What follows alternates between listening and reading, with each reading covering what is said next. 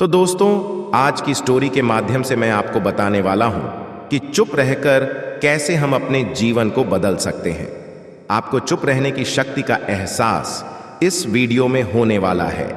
Video शुरू करने से पहले कमेंट बॉक्स में नमो बुद्धाय लिखकर वीडियो को लाइक जरूर करें। तो चलिए शुरू करते हैं इस कहानी को। एक बार गौतम बुद्ध अपने आश्रम में अपने सभी शिष्यों को शिक्षा दे रहे थे कि दुनिया की सबसे तेज छुरी हमारी जबान है और दुनिया के सबसे खतरनाक हथियार हमारे शब्द है, जो बिना किसी का खून बहाए लोगों को अंदर ही अंदर मार सकते हैं। हमारे शब्द हमारी ताकत हो सकते हैं। जापान में एक बहुत ही प्रसिद्ध बौद्ध भिक्षुक रहा करते थे। उनका नाम रिसाई था। रिसाई अकेले रहते थे। दुनिया के शोर शराबे से दूर जंगल में वो रहते थे और वह बड़े ही ध्यानी और प्रभु भक्त व्यक्ति थे, इसलिए वह पूरे जापान में बहुत अधिक प्रसिद्ध थे। एक दिन एक राजकुमार रिसाई के पास आया और बोला, हे प्रिय भिक्षु, मैं हमेशा थका हुआ, निराश और परेशान महसूस करता हूँ। मेरा मन बहुत अशांत रहता है। हालांकि मेरे पास सब कुछ है, दौलत, शोहरत, सुख सुविधाएं जो हर व्यक्ति चाहता है या पाने की इच्छा करता है, लेकिन फिर भी मेरे अंदर इतनी अशांति और चिंता क्यों है? रिसाई ने उसकी बात बहुत ही ध्यानपूर्वक सुनी और कुछ सोचने के बाद कहा, तुम इस प्रश्न का उत्तर जानते हो, बस तुमने कभी इस प्रश्न को हल करने की कोशिश नहीं की है। रिसाई ने आगे कहा, मैं एक रिसर्च करना चाहता हूं, क्या तुम मेरा साथ उसमें दोगे? इस रिसर्च के बाद तुम्हारे जीवन में किसी भी तरह की अशांति और चिंता नहीं रहेगी। ये बातें सुनकर राजकुमार बहुत हैरान था। उसने रिसाई से कहा, बताइए मुझे क्या करना होगा? अपने मन की शांति के लिए मैं कुछ भी करने को तैयार हूं। राजकुमार की इन्हीं बातों को सुनकर भिक्षु ने कहा, तो फिर आप अगले 15 दिन के लिए मेरे आश्रम में रहोगे और एक सामान्य व्यक्ति की तरह अपना जीवन व्यतीत करोगे, और इन 15 दिनों में तुम अकेले और चुपचाप रहोगे, जितना हो सके कम बोलोगे। राजकुमार उस भिक्षु की बातें सुनकर सहमत हो गया। पहले दिन राजकुमार को लगा कि उसका मन सामान्य से अधिक अशांत और विचलित है। उसके मन में तरह तरह के विचार आ रहे हैं और वह आम लोगों की तरह जीवन जीने में असहज महसूस कर रहा है।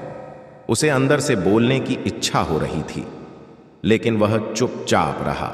उसके मुंह से एक भी शब्द नहीं निकला, बस वह चुपचाप बैठा रहता। लेकिन रात होते होते उसे अंदर ही अंदर शांति का अनुभव होने लगा। उसके लिए यह अनुभव अजीब था। वह खुद से पूछ रहा था कि वह अंदर ही अंदर इतना खुश क्यों है और उसकी आंतरिक बेचैनी और चिंता कम क्यों होने लगी है। अगले दिन राजकुमार अकेला चुपचाप बैठा रहा और वह प्रकृति को निहार रहा। वह पौधों को, फूलों को, आकाश में उड़ रहे पक्षियों को, वह अपने जीवन में पहली बार यह अद्भुत दृश्य महसूस कर रहा था कि उसके पास कितनी सुंदरता है। वह दिन भर प्रकृति की सुंदरता को निहारता रहता और उसकी ताजगी को महसूस करता रहता। इसी तरह से 10 दिन बीत गए और उसके मन की सारी बेचैनी, सारी हलचल, सारी उथल पुथल और सारा तनाव गायब हो गया।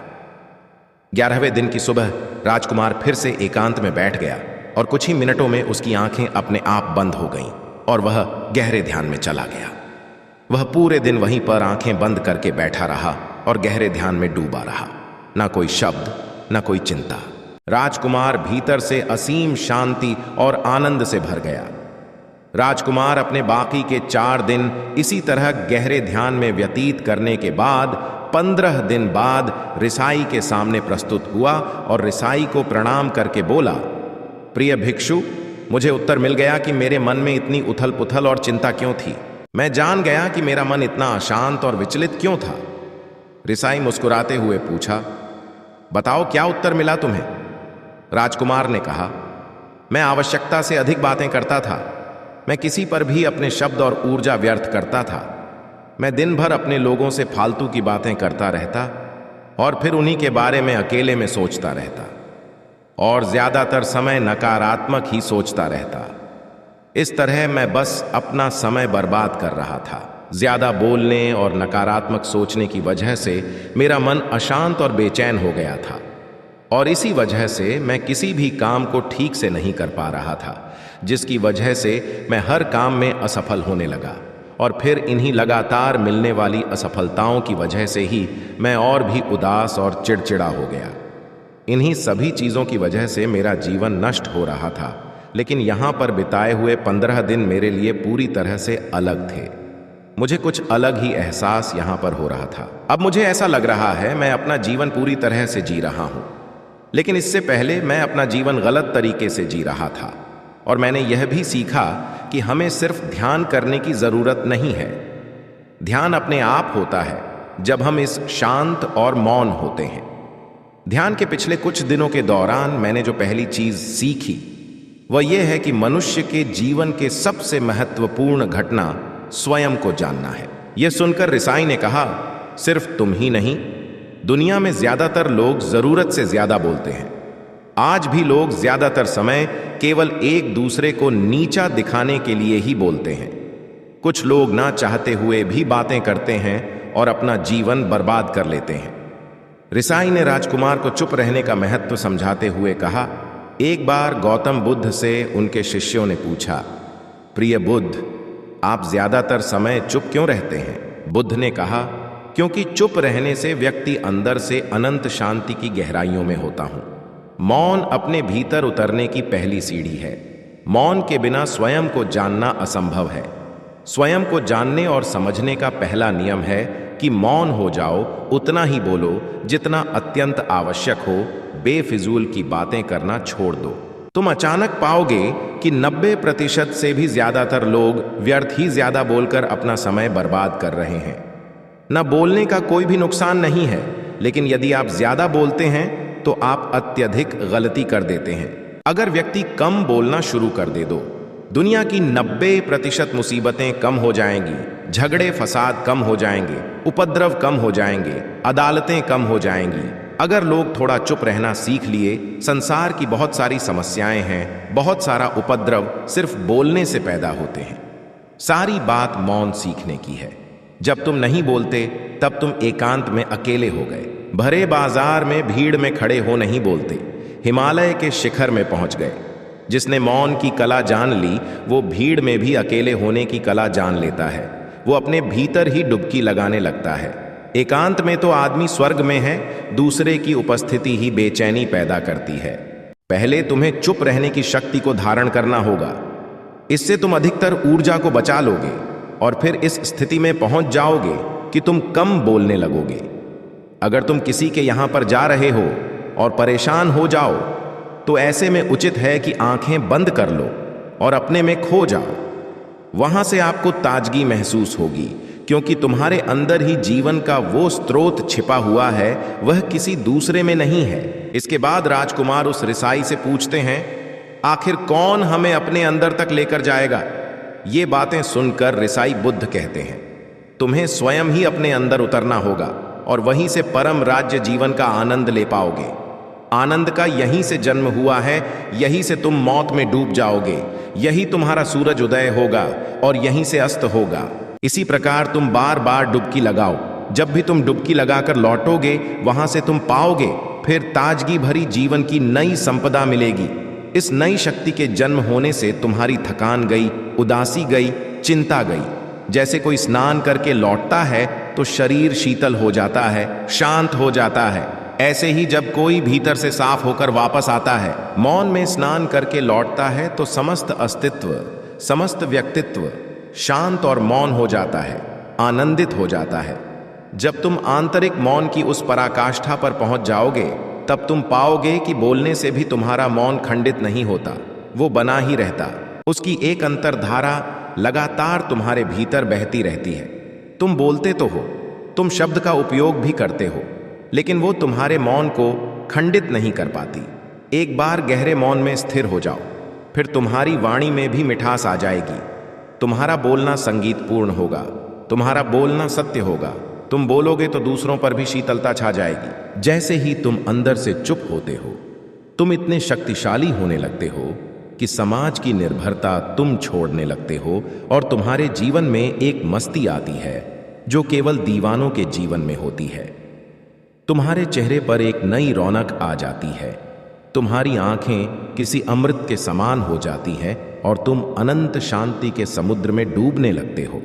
इतना कहकर भिक्षु रिझाई ने अपनी बात खत्म की और वो मौन में चले गए। राजकुमार उनका धन्यवाद कर कर अपने महल में चला गया। दोस्तों, आपने भी अनुभव किया होगा कि बहुत ज्यादा बात करने से दिमाग अशांत हो जाता है, जिससे हम अपने दिमाग पर नियंत्रण खो देते हैं और साथ ही अपना ध्यान भी खो देते हैं। जो लोग बहुत ज्यादा बोलते हैं उनके पास किसी एक काम पर ध्यान केंद्रित करने की काबिलियत नहीं होती। वो अपने किसी भी लक्ष्य पर पूरी तरह से केंद्रित नहीं कर पाते।